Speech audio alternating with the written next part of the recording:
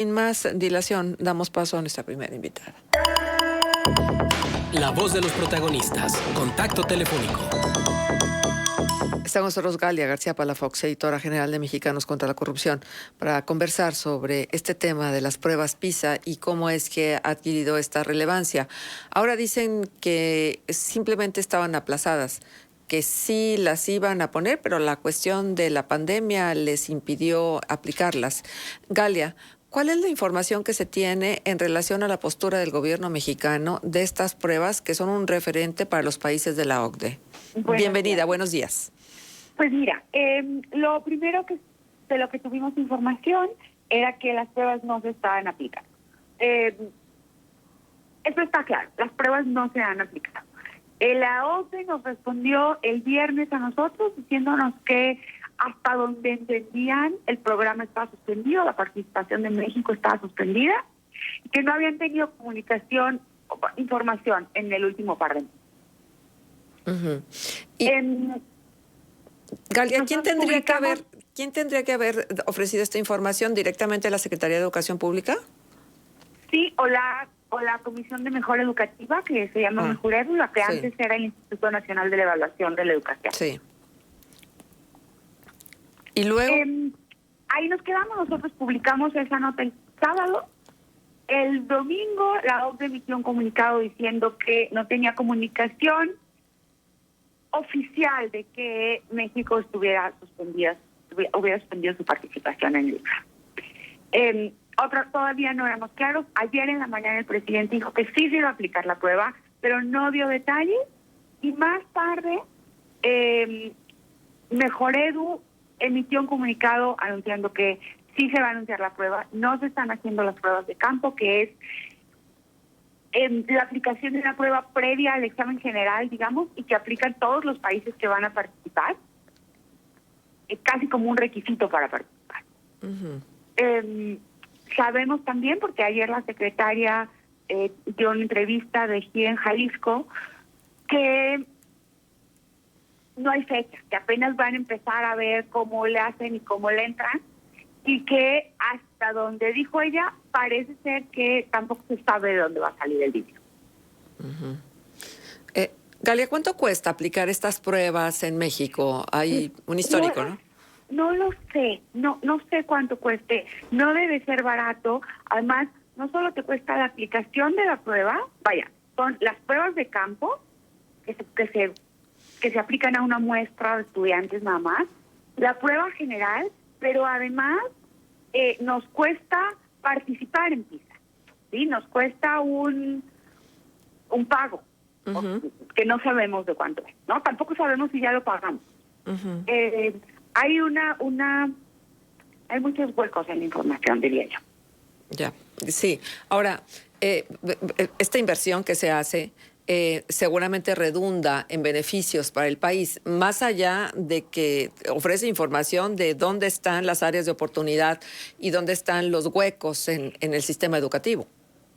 Pues mira, PISA es una prueba que se hace a estudiantes de 15 años en todo el país, en muchos países, ya sea que estén en secundaria o en bachillerato, en el grado que estén, para conocer tus habilidades, más que con tus conocimientos, la capacidad para usar los conocimientos de ciencia, de matemáticas y de lengua. Es una prueba distinta porque no está midiendo el conocimiento, sino cómo es un niño de 15 años capaz de aplicar. Y es importante porque, pues por supuesto que sabemos el rezago que tenemos, sabemos cómo estamos comparados con otros países, no solo países de la OCDE, sino países no miembros que aplican la prueba. Pero sobre todo nos debería servir para tomar decisiones de política educativa a partir de esos resultados. Que el diagnóstico se quedaría ahí si no hacemos nada con él, ¿no? No serviría de nada si no hacemos nada con él. Claro. Galia, muy buenos días. Te saluda Manuel Cerrato. Buenos días, Manuel. Apuntabas justamente en tu artículo para Mexicanos contra la Corrupción que no sería la primera evaluación que se cancela en la actual administración. Hacía la referencia a la prueba ERCE que aplica la UNESCO a estudiantes de tercero y sexto de primaria, pero este gobierno federal anunció que México salía de este programa y los resultados de esa evaluación ya no se hicieron públicos. Esta prueba se aplicó solamente en el 2019. ¿Había la intención de seguirla aplicando recurrentemente en el país? Y esa prueba en particular, ¿qué medía? Mira, Manuel, no sabemos cuál es la intención. Creo que han sido bastante opacos en eso, ¿no? Okay. Que la Secretaría de Educación lo ha sido, y que además es cierto que con el cambio del INE a Mejor Edu, que no es lo mismo porque el INE era un instituto autónomo, se perdió mucha información. No sabemos si lo iban a seguir aplicando. Esta era una prueba de la UNESCO, y lo que sucedió es que como casi todas matemáticas y lengua, como casi todos no nos dicen, ¿no? Entonces sabemos que se aplicó la prueba. Siempre hay la intención, y lo que los expertos con los que hemos hablado nos dicen es, por supuesto que siempre hay intención de seguir aplicando la prueba, porque aplicarla una vez solo te dice cómo estás ahorita, pero claro, cómo están esos niños. Pero parte de la idea de aplicar la prueba es, de aplicar cualquier prueba educativa, es pues conocer cómo vas avanzando, ¿no? Sí, que se mida una progresión en el desempeño, exactamente. Exacto.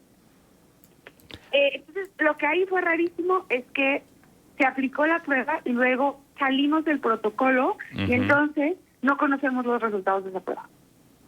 Ya. Ahora, Galia, también sabemos la importancia de la prueba PISA, que mide habilidades en lectura, en matemáticas, en ciencia. Históricamente hemos salido reprobados en esa prueba y se habla mucho del rezago educativo que tiene nuestro país, y se habla mucho de que hay un analfabetismo funcional en la población adulta también muy marcado. No basta con saber leer y escribir, sino qué tanto se entiende de aquello que se está leyendo, la comprensión lectora y todas esas competencias que luego no se desarrollan en un proceso educativo. ¿Por qué la educación en México ha estado tan estancada y se ha hablado más de las últimas reformas educativas desde un aspecto polémico de lo que implican, por ejemplo, para los sindicatos o para los trabajadores? Se criticaba mucho, por ejemplo, de la reforma de Peña Nieto, que era una suerte de reforma laboral dentro del sector educativo. Esta contrarreforma que hizo el gobierno de Andrés Manuel López Obrador, pues también como que no abarcaba los aspectos importantes para el desarrollo de la educación. ¿A qué atribuyes tú ese estancamiento que tenemos como país en este tema fundamental?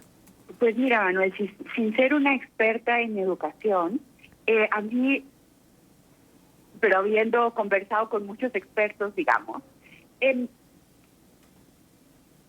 me gustan varias explicaciones, pero me gusta una que da Manuel Girandón, que es un especialista del Colegio de México, un académico del Colegio de México, que dice que nuestra educación, nuestro sistema educativo refleja nuestro sistema social.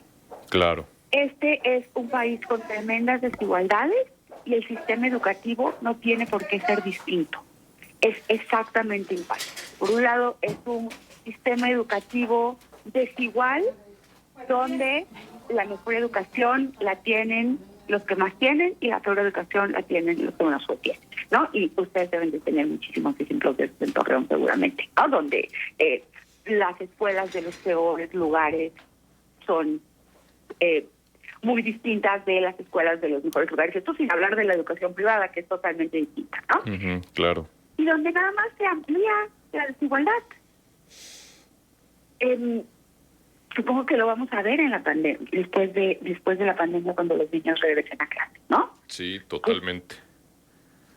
Este año en casa solo se imagina uno que la desigualdad se tuvo que haber hecho aún más grande, ¿no? Sí, y de hecho, Galia, lo estuvimos viendo en el transcurso de estos ciclos escolares que han sido a distancia por la gran cantidad de niños que ni siquiera tienen acceso a dispositivos electrónicos o a conectarse, o que simplemente sus escuelas les perdieron la pista. Aquí en La Laguna hay un problema significativo con cerca de 17,000 alumnos de educación básica cuyos profesores ya no los ubicaron en un cierto punto del ciclo escolar. Y ese debe ser el caso en todo el país, ¿no? Ujú, Solo claro. hoy, creo que los datos del INEGI, de la encuesta del INEGI, que es solo una encuesta, hablan de 1.8 millones de niños que habrían dejado la escuela por temas de pandemia o económicos en este año. Qué duro, Y eso sí. es solo la encuesta, no conocemos los datos de la SEP. Entonces, Ujú. no suena fuera de lugar esta idea de, pues, el sistema educativo solo refleja nuestras desigualdades, ¿no? Dicen que, pues, la educación puede crear un ingeniero, pero la escuela puede crear un ingeniero, pero pues luego hay que conseguirle un trabajo o una fuente de trabajo a ese ingeniero. Ujú. Y luego los expertos hablan de muchas otras causas, ¿no? Porque por supuesto que es multifactorial. Un asunto presupuestal, un problema en la formación de los maestros, maestros que tienen que dedicar tiempo a otros asuntos que no solo son la formación y la educación, como el cuidado de los niños, ¿no? Como a veces darle de comer al niño en la escuela porque pues llegó sin comer. Claro. Como cuidarlo para que llegue de su casa, de la escuela a su casa porque vive en una comunidad violenta, ¿no? Este no tendría que ser el trabajo de los maestros. Tendrían que estar totalmente dedicados a eso. Por supuesto hay problemas políticos, ¿no? Sabemos, pues, la historia que tenemos con los sindicatos. Poco dinero destinado a la formación de los maestros. Alguien me contaba, y no es un dato que te puedo corroborar, que este año hay 105 pesos, 109, por maestro para la educación continua. Mm. Un Caray. año en el que tenemos que formar a los maestros más que nunca, ¿no? Claro. Porque se van a enfrentar a una realidad totalmente distinta de la que dejaron en la escuela. Pues, escuelas en pésimas condiciones. Curiosamente, muchos de los expertos en educación lo que dicen es que nuestros planes de estudios no son necesariamente malos, o incluso buenos, pero que sí hay un problema en la ejecución, digamos. Y bueno, algo más que de lo que se habla mucho es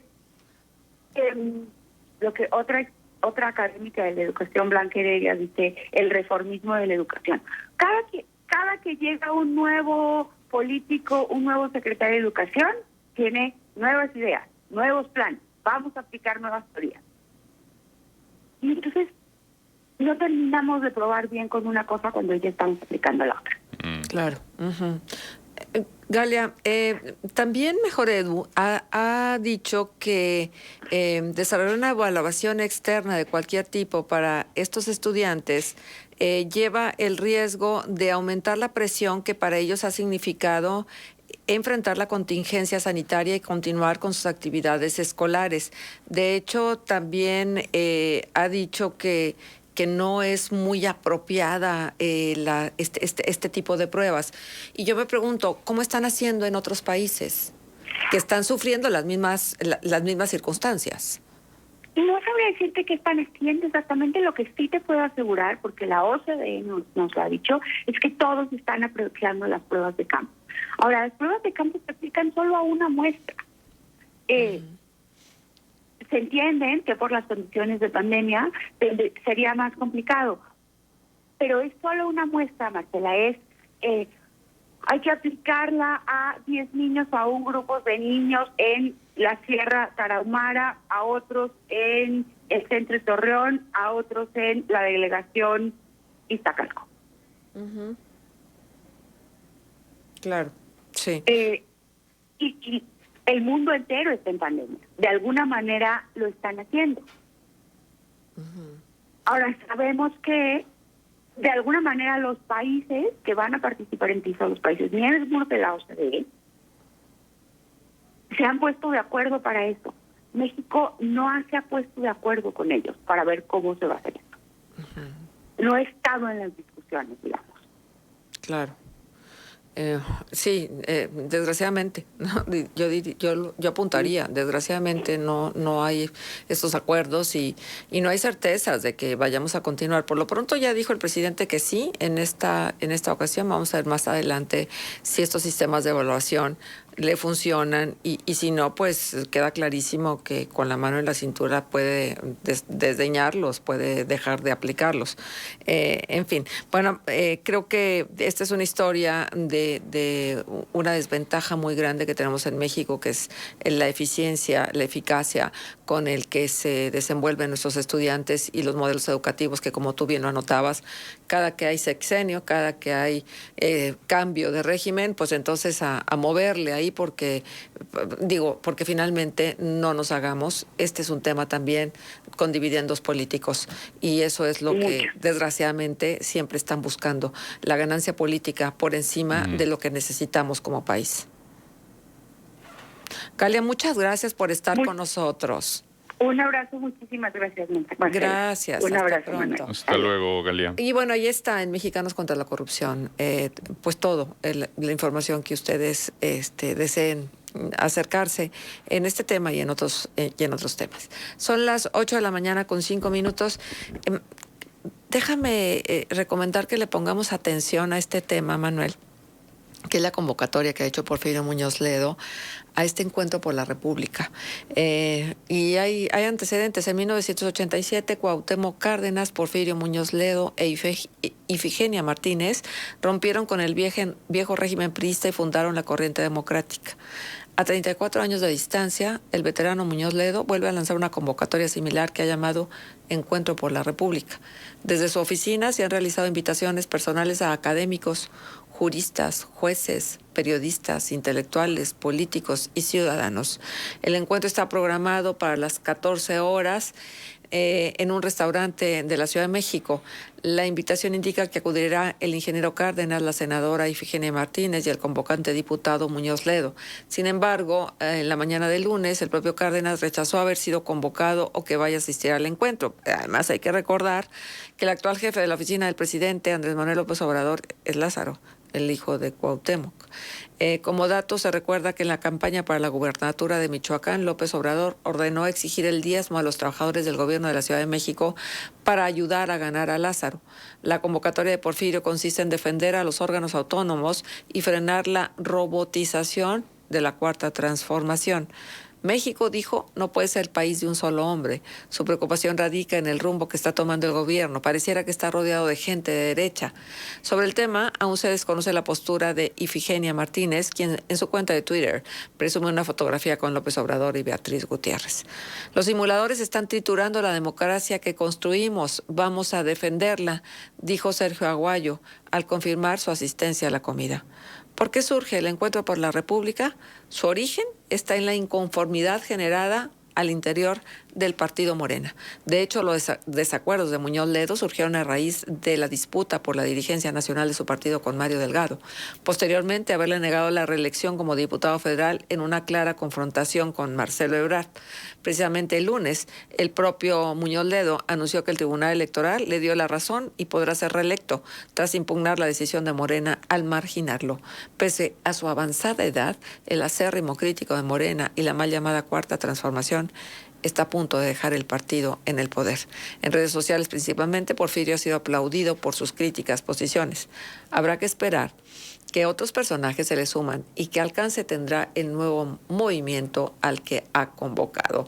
Le di cuenta de esto a través de lo que escribe Joel Saucedo en La Prensa. Son las 8 de la mañana con 8 minutos. Vamos a hacer pausa, regresamos.